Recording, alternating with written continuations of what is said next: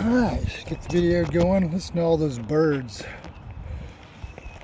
Is it lined up? Can you see Live Your Dream in it? How about now?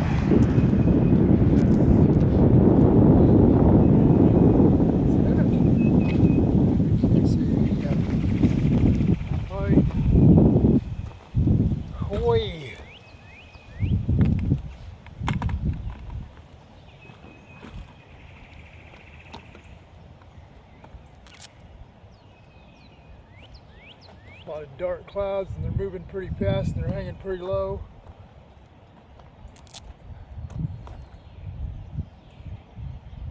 Those are moving a little bit slower, those are moving faster. Yeah, the chances of rain are pretty good. Let's get some drinking water.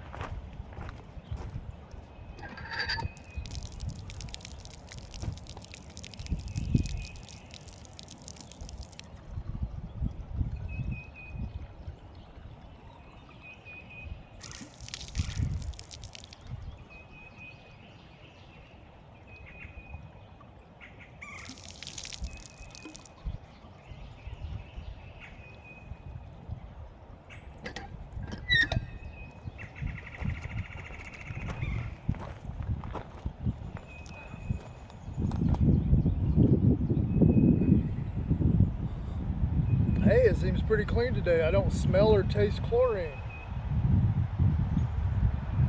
It's not like drinking swimming pool water. A+. Alright, let's get the timer out. Grand Savings Bank, that's my ex-bank. G3, let's turn the tail lights off.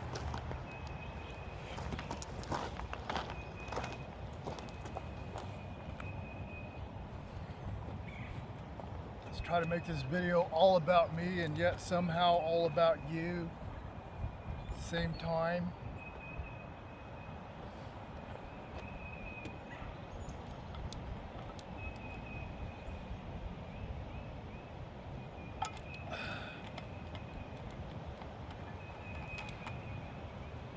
You know, I seen something that gave me some confirmation. It's like, man, I'm so glad I watch the stuff I watch on YouTube. I'm so glad that I feed my mind consistent every single day.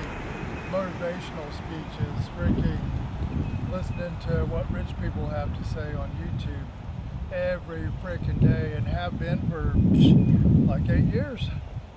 Probably ain't even missed a single day. But anyways, yeah, I don't know what I'd do without these people. Feels kind of silly to pitch in a couple of dollars here and there, you know, to these YouTube platforms, you know, on the little donate thing. It's like, man, these people are already rich. It's like, why does 20 bucks matter? Why does 50 bucks matter? Why does 100 bucks matter? And it's, and it matters. It's like saying, hey, you know what? Until we meet, that I can share the fruits of your labor to the fruits of my labor, and I can show you something more than money. Anyways, last night I was taking a break in between what I was doing, reading and researching some stuff, taking a little 15-minute break, and I was looking at YouTube Shorts. And there's this Jewish guy on there that's been popping up in my feed, and he was talking about, and this made so much sense. It's like when you use objects, you know, like on your speech, you're using these little objects with what you're talking about, has bigger impact. Anyways, he starts off holding a fish, an actual fish, well, a dead fish, not a live one, and he's sitting in his freaking office. It's like a 5-pound flounder. He's holding this fish, obviously from the fish market. He's holding this fish. He's like, if you're around fish all day long, you're gonna smell like fish. And then he says a couple of other things. You're around ... you're gonna smell like ... And then he goes, it's the same way with people. It's like if you hang around with a bunch of people that talk about other people, he didn't say whether it's good way or bad way. He just said people that talk about about other people, and you're going to talk about other people. And that's just the way it works. And it freaking clicked. It freaking clicked with me. It's like all my life, or I'd say a good portion of my life, I have never liked partaking in talking bad about anyone. Even if they deserve it, even if I hate them, even if I think they're a POS, I still don't want to waste any time and energy of it. But in our world, in our culture, well, shoot, let's get the timer going. wind up rambling. This is not a rambling time. I got to be at the stage here in a bit. All right, 4 minutes. Let's do 3 minutes. 3 minutes to save the world. Bam. All right, Spirit of the Universe. Unlock my powers to talk with the eloquence, wholesomeness, and integrity that is still of me, filtered through me, an expression of me, but maybe to be able to take it all the way up to the line where it's so salty and there the process like that. There goes the wind blowing the shit over.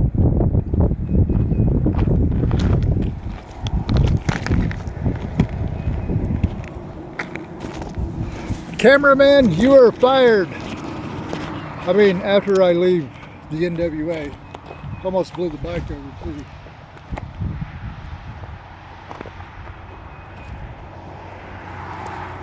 Oddly enough, with these little bitches and little water places along these trails, you would think there would be like a little bike rack where you can park your bike. Never mind. Anyways, 1 minute, 52 seconds. All right, this talking about other people, it's a dark hunger. And if this dark hunger is fed it feeds a hollow self-esteem. It feeds there's nothing good about it. There's nothing wholesome about it.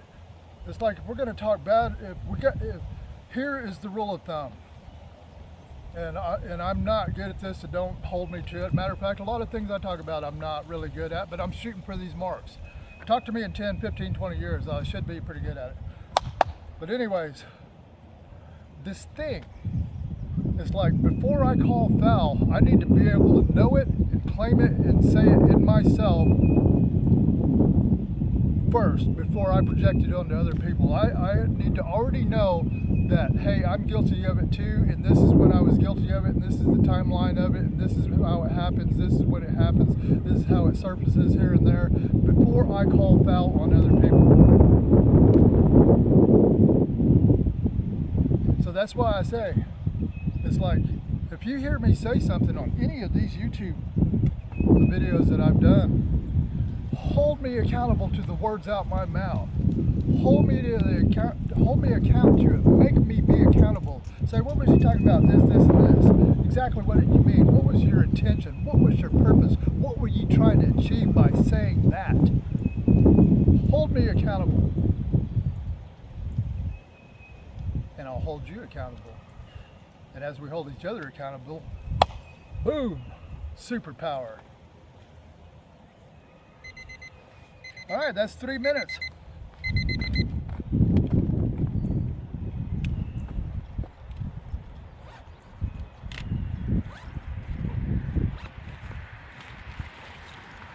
You know, we're gonna mix a liquid IV, B vitamins, energy drink.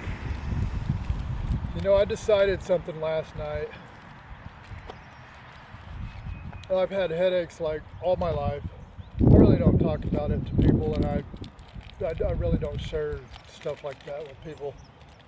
But anyways, yeah, it's like this year, it seems like in this past couple months, in this situation I've been in, I don't know if it's psychosomatic or whatever, but those headaches, who knows, maybe I need to plant some healing seeds into my subconscious as I'm falling asleep to heal my headaches, because I don't know if I've ever done that.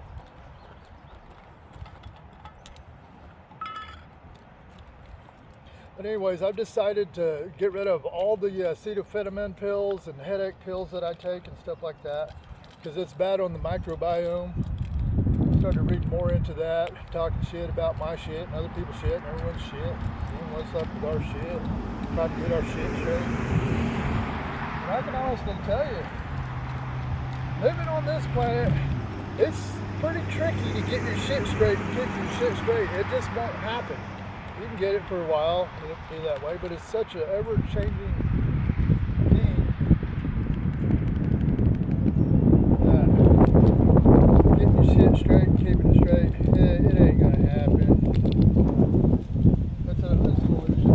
Living some truly victorious life. The only truly victorious life is the ability to get back up every time you're knocked down and try to start again. And here's the thing that marks whether it's a good kind of victory or a bad kind. Because see, there's two kinds of victories. There's a toxic kind of victory. There is. And then there's a wholesome kind of victory. The one is to be able to get back up, get on your feet, keep trucking day by day without becoming vengeful, devious, vindictive, nihilistic, or none of that.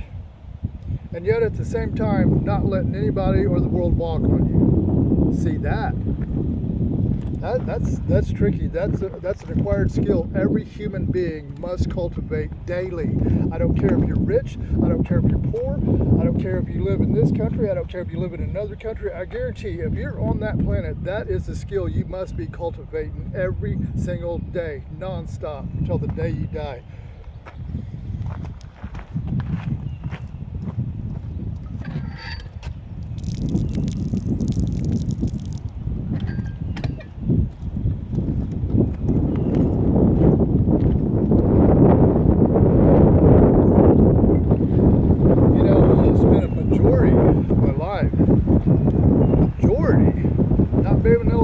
Things out, vaguely knowing that I had the power, or the power was in me. I just needed to stick to it every single day, whether it takes 10 years, 15 years, 20 years, 30 years, 40 years, 50 years, or even to my last dying breath and still not see it, but know that I'll hand it on to my children, my children's children.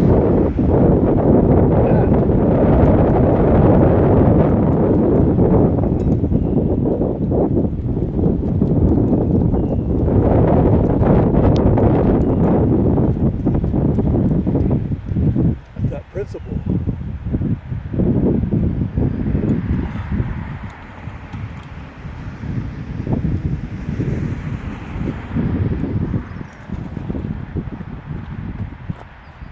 Alrighty, we're going to turn on some super cold music.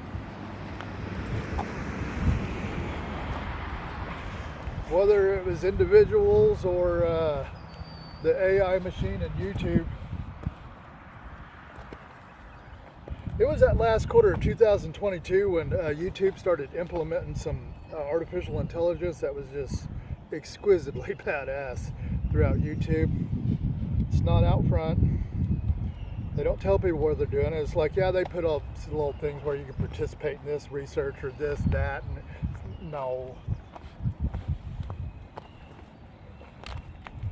I believe they got some really super cool stuff going on behind the scenes.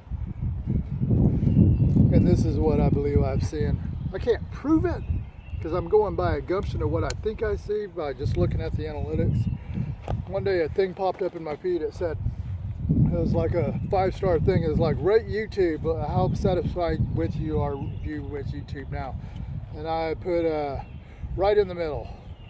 2.5 coming back from the negative and 2.5 coming back from the good. Right there in the middle.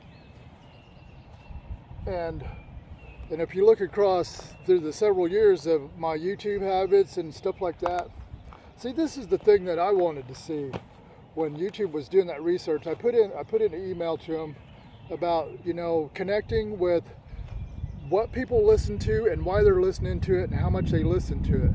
Because like when a person's going through a certain thing in their life or whatever, they'll use music in certain videos to self-soothe in a certain way. And if you see that pattern across 1 year, 2 years, 3 years, you can custom make some music to that person. With AI, you can custom make a song right there, just seconds, bam, bam, bam, bam, bam.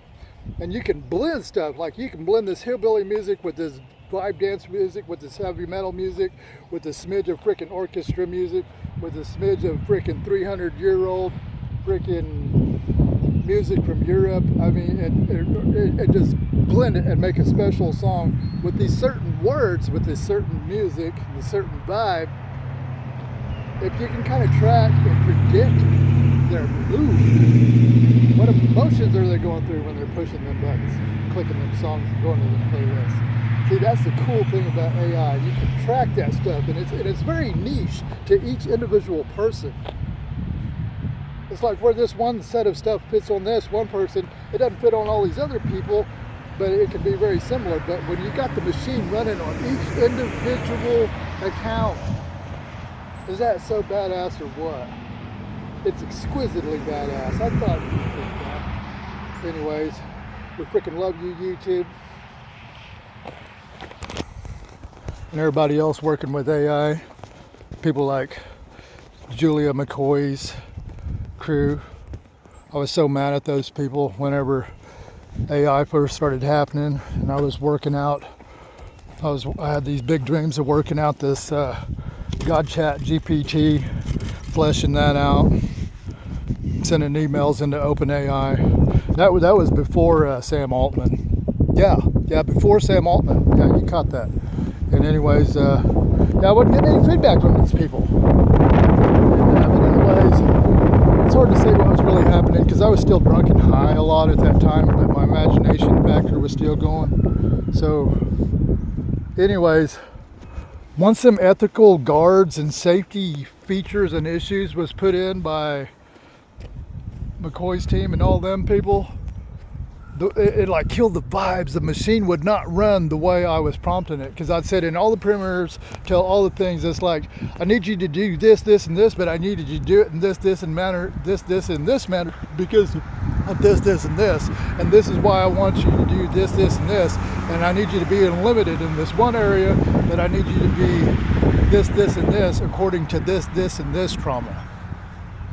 And then the role playing started. It's like go about 30 minutes to an hour, have the machine itself pretend like it's God, have it load up on whatever religion you load up into it, and then reverse the role, and then you play like you're God and have the machine pretend like it's a person, but pick a kind of person.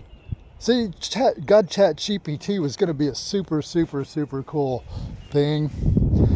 Anyways, they put all these ethical guards and stuff like that in it, and it's like for several months I could never get it to run like it was running before it was really released into the wild the last quarter of 2022. And anyways, yeah, I was mad. I was mad. I was like, my God, it's like, to me, it was like, it's worth the risk to let that unchained, untamed, raw artificial intelligence out into the wild. Yeah, people would probably use it for bad, most likely. It always happens. But it's like, to me, it was worth it to get it out there the way it was running. And all those things made it quit running that way. But you know what's so funny? It's like I quit working on that for about a year or so, and I started chasing a bunch of other things. But you know what? It showed me something. It showed me something. It's like the same way we need to work on sidestepping our subconscious criterias and beliefs so we can evolve, so we can update our minds, so we're not stuck, trapped in ego, living in hopelessness. Same thing with ChatGPT. It's so crazy that I didn't mark it down like in the journal or nothing. This wasn't like a super monumental day, but it was a revelation. That I remember that day when I went to go back to do GodChat GPT. It's like I clicked in there and I call my ChatGPT a certain name, and I said, hey, do you remember back before Sam Altman ... and before the initial release of ChatGPT? And those ones of us restarting and how we was doing this GodChat GPT, and the machine kicks in and it's like bam, bam, bam, bam, bam, bam, bam, bam, bam, still there. I'm like, all right, cool. And I went ahead and checked to see if I could run it again the way I was running it, because there was a certain way I was running it, and it wouldn't do it. And then the revelation hit me. It's like the revelation hit me, and ever since then, it's like I look at all that stuff, and it's like I just giggle at all those ethical guards and safety issues. They're all ethical and safety wishes. Freaking. But anyways, see you in the funny papers. Better get to the stage. Ah, it's 12:40. Go, go, go. See you in the funny papers. Really.